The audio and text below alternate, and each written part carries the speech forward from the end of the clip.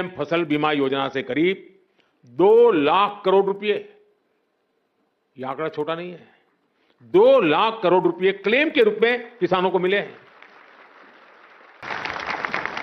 साथियों, कांग्रेस सरकार एक साल में खेती पर जितना खर्च करती थी, एक साल में खेती पर जो खर्च होता था, उतना तो बीजेपी एनडीए की सरकार एक बार में पीएम किसान सम्मान निधि के रूप में किसानों के बैंक खाते में जमा कर देते हैं। अब तक 3,75,000 करोड़ रुपए सीधे पीएम किसान सम्मान निधि के आपके बैंक खातों में भेजे जा चुके हैं। साथियों, किसानों की आय बढ़ाने के लिए हमारी सरकार पारंपरिक खेती से भी आगे विकल्प उन्हें दे रही है। और देश भर से जुड़े मेरे सभी किसान भाई और बहनों, आज इस ऐतिहासिक दिन देश की आत्मनिर्भरता के लिए, किसानों के कल्याण के लिए 2 महत्वपूर्ण नई योजनाओं की शुरुआत हो रही है। पहली, प्रधानमंत्री धन धान्य कृषि योजना और दूसरी दलहन आत्मनिर्भरता मिशन। ये 2 योजनाएं भारत के करोड़ों किसानों का भाग्य बदलने का काम करेगी। इन योजनाओं पर भारत सरकार करीब 35,000 करोड़ रुपए से ज्यादा खर्च करने वाली है। मैं सभी किसान साथियों को पीएम धन धान्य कृषि योजना और दलहन आत्मनिर्भरता मिशन के लिए बहुत बहुत बधाई देता हूं।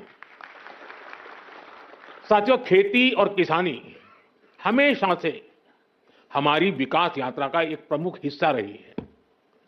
बहुत जरूरी होता है कि बदलते समय के साथ खेती किसानी को सरकार का सहयोग मिलता रहे, लेकिन दुर्भाग्य से पहले की सरकारों ने खेती किसानी को अपने हाल पर ही छोड़ दिया था।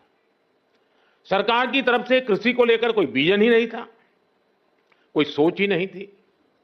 खेती से जुड़े अलग अलग सरकारी विभाग भी अपने अपने तरीके से काम करते थे और इस वजह से भारत की कृषि व्यवस्था लगातार कमजोर होती जा रही थी। 21वीं सदी के भारत को तेज विकास के लिए अपनी कृषि व्यवस्था में भी सुधार करना आवश्यक था और इसकी शुरुआत हुई 2014 के बाद से। हमने खेती को लेकर पुरानी सरकारों के लापरवाह रवैये को बदल दिया। हमने आप सभी किसानों के लिए, उनके हित में बीज से लेकर बाजार तक अनगिनत रिफॉर्म किए, सुधार किए। इसके परिणाम आज हमारे सामने है। बीते 11 वर्षों में भारत का कृषि निर्यात करीब करीब 2 गुना हो गया। अनाज उत्पादन पहले जो होता था करीब करीब 900 लाख मैट्रिक टन और बढ़ गया। फल और सब्जियों का उत्पादन 640 लाख मैट्रिक टन से ज्यादा बढ़ गया। आज दूध उत्पादन में हम दुनिया में नंबर 1 है। भारत दुनिया का दूसरा बड़ा फिश प्रोड्यूसर है। भारत में शहद उत्पादन भी 2014 की तुलना में 2 गुना हो गया है। अंडे का उत्पादन भी बीते 11 वर्षों में डबल हो गया है। इस दौरान देश में 6 बड़ी फर्टिलाइजर फैक्ट्रियां बनाई गई हैं।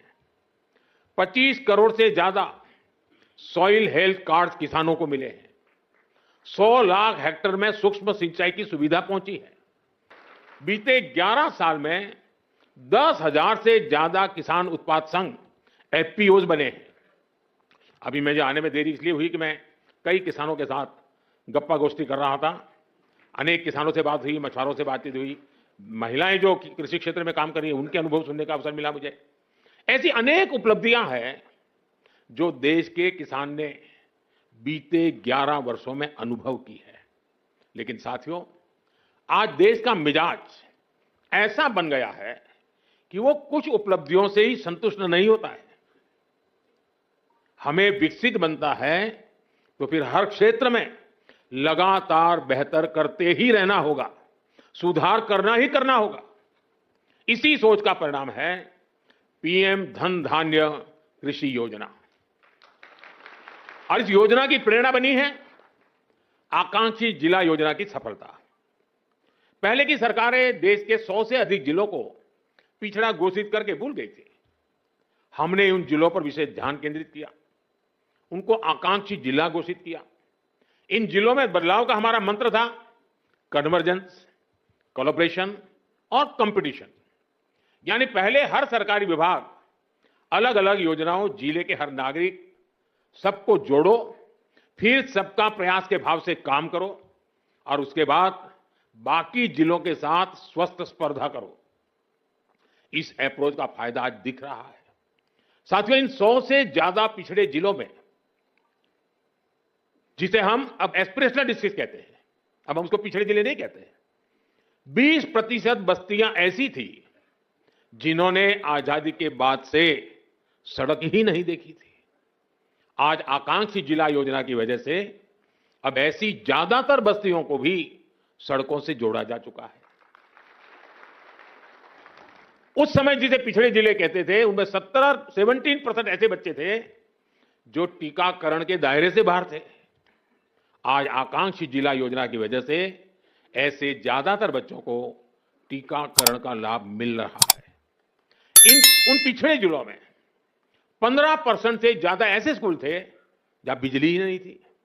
आज आकांक्षी जिला योजना की वजह से ऐसे हर स्कूल को बिजली कनेक्शन दिया जा चुका है। साथियों, जब वंचितों को वरीयता मिलती है, पिछड़ों को प्राथमिकता मिलती है, तो उसके नतीजे भी बहुत अच्छे मिलते हैं। 3 पैरामीटर्स पर इन जिलों का चुनाव किया गया है। पहला, खेत से कितनी पैदावार होती है। दूसरा, एक खेत में कितनी बार खेती होती है।